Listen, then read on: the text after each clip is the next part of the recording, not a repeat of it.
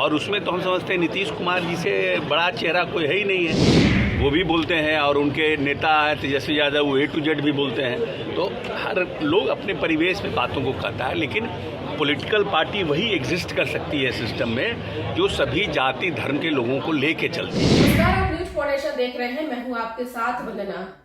बिहार में महागठबंधन की सरकार है और राजद कोटे से मंत्री आलोक मेहता पर जदयू ने बड़ा बयान दिया है। जदयू की ओर से भवन निर्माण मंत्री अशोक चौधरी ने साफ तौर से बता दिया है और कह दिया है कि नीतीश कुमार से बड़ा कोई नेता नहीं है, उनसे सबको सीख लेनी चाहिए। जी हाँ, जिस तरह से आलोक मेहता ने सवर्णों को लेकर के जो बयान दिया था, उससे कहीं न कहीं बिहार की सियासत में काफी घमासान मचा हुआ था।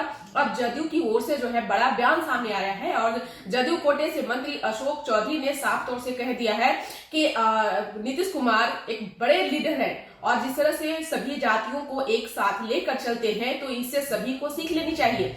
Tejashwi Yadav A to Z की बात करते हैं तो हमें नहीं लगता है कि इसमें A to Z शामिल है। पहले हम आपको सुनवाते हैं कि क्या कुछ कहना है भवन निर्माण मंत्री अशोक चौधरी का। वो और मजबूत करने का आधार मिलता है। हम धन्यवाद देते हैं Sai institute group of institute के हमारे जो व्यवस्थापक हैं, कर्ता धर्ता है अंजेश जी को, कि इन्होंने समसामयिक विषयों पर अपने बच्चों के साथ इस बात पे चर्चा की। और राजनीति में सुधार तो हमेशा निरंतर प्रक्रिया है और इस प्रक्रिया को जितना और पारदर्शी बनाया जाए, जितना और ट्रांसपेरेंट किया जाए, वो हम सब के लिए, जो राजनीति करते हैं उनके लिए भी और जो लोग मतदाता हैं उनके लिए भी बहुत सुविधाजनक होगा। अभी भी राजनीतिक पे बहुत से अमेंडमेंट्स आए हैं। आज़ादी के बाद बहुत से अमेंडमेंट्स आए।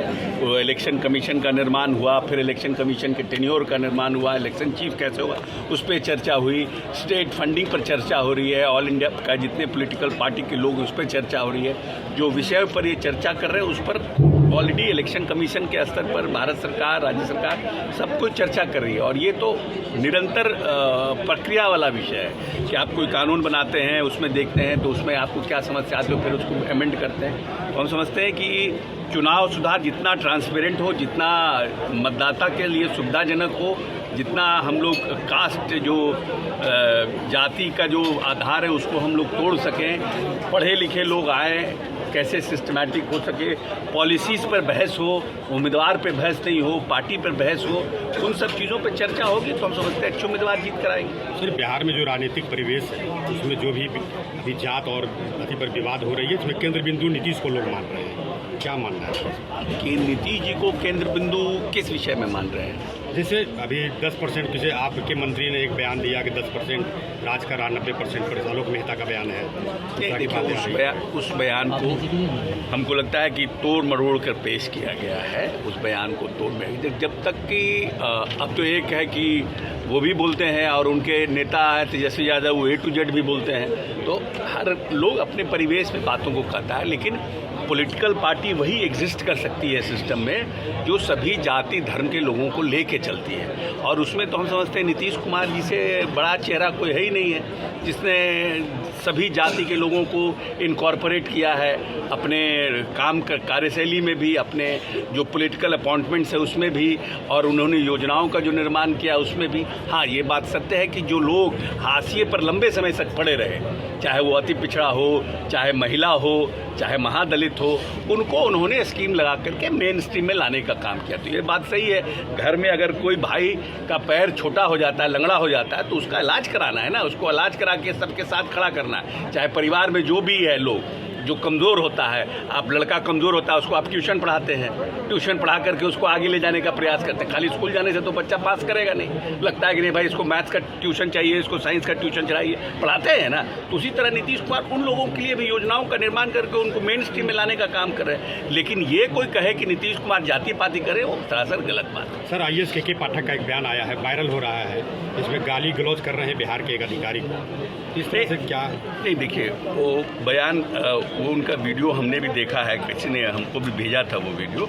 हम समझते हैं कि किसी भी पदाधिकारी को या कोई भी राजनीतिक दल का नेता हो, पदाधिकारी हो, अपने साथ जो काम करने वाले लोग हैं, जो उनके समकक्ष के अधिकारी हैं, पदाधिकारी हैं, उनका सम्मान करना और उनको मर्यादित शब्दों का प्रयोग करना, ये बेसिक बात है।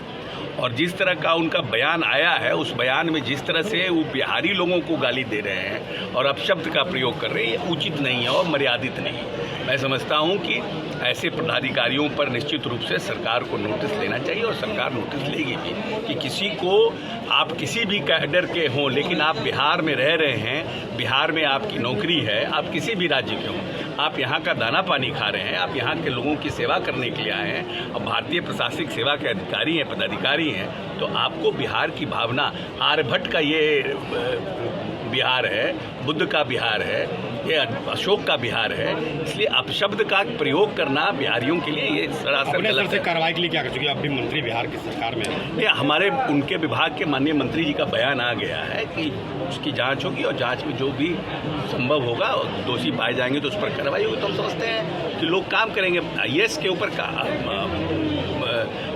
काम करने का वो GAD का मामला रहता है और माननीय, लेकिन हम समझते हैं कि ये मेरा अपना व्यक्तिगत मानना है कि बिहार के प्रति सम्मान, कोई भी पदाधिकारी किसी राज्य का हो, अगर आप बिहार में काम कर रहे हैं तो यहाँ के लोगों के प्रति सम्मान, आदर का भाव और यहाँ के लोगों के प्रति काम करने की चेष्टा होनी चाहिए थी। ये सब भाषा का प्रयोग बजट पर क्या प्रतिक्रिया होगी? उचित नहीं है। देखिए, पूरा बजट अगर आप देखिएगा तो ये बजट जो है पूरी तरह से एक नए तरह के पैकेज में आया है। बजट सिर्फ एक है कि 5 से 7 लाख रुपए का आपको इनकम टैक्स में छूट दिया गया है, जो मिडिल क्लास के लोगों को थोड़ा बहुत फायदा होगा, लेकिन बिहार के लिए जो इतने मंत्री यहाँ हैं, इन सब के ऊपर और मेंबर ऑफ पार्लियामेंट है, सब के ऊपर ये बजट जो है बिहार का, जो भारतीय जनता पार्टी के लोग हैं, जिनको जनता ने जिता के भेजा था, उन लोगों को पे करारा तमाचा है कि उन लोगों की किसी भी बात को और राज्य सरकार की किसी भी बात को केंद्र सरकार ने अपने बजट में इनकॉर्पोरेट नहीं किया, जबकि हम अपने रिसोर्सेज से सबसे ज़्यादा विकसित राज्यों के श्रेणी में जा रहे हैं। अगर हमको थोड़ी भी सहायता मिलती केंद्र सरकार के माध्यम से तो हम समझते हैं कि हम डबल स्पीड से आगे बढ़ते। जो इकोनॉमिक सर्वे आया है, उस इकोनॉमिक सर्वे में सभी क्राइटेरिया में बिहार जो है बहुत तेज़ी से आगे बढ़ रहा है। तो अगर इसको, इस जैसे राज्य को जो सबसे दुनिया में सबसे पर स्क्वायर किलोमीटर में सबसे घनत्व वाला प्रदेश है, उसको अगर आप ताकत देते तो ये और तेजी से आगे बढ़ता, जिसमें कि देश को एडेड एडवांटेज होता। उसमें तो पूरी तरह से केंद्र सरकार ने हम लोगों को नकार दिया, क्योंकि उनको लगता है कि हाँ हमारी सरकार नहीं है और हम लोगों को कोई भी ऐसी योजना का, नई योजना का कहीं कोई फायदा हम लोगों को दिया नहीं। तो सुना आपने कि क्या कुछ कहा। मीडिया से बातचीत करते हुए अशोक चौधरी ने साफ तौर से कहा कि जिस तरह से Tejashwi Yadav A to Z की बात करते हैं और कहीं ना कहीं आलोक मेहता के बयान जो है वह तोड़ मरोड़ करके चलाया गया है।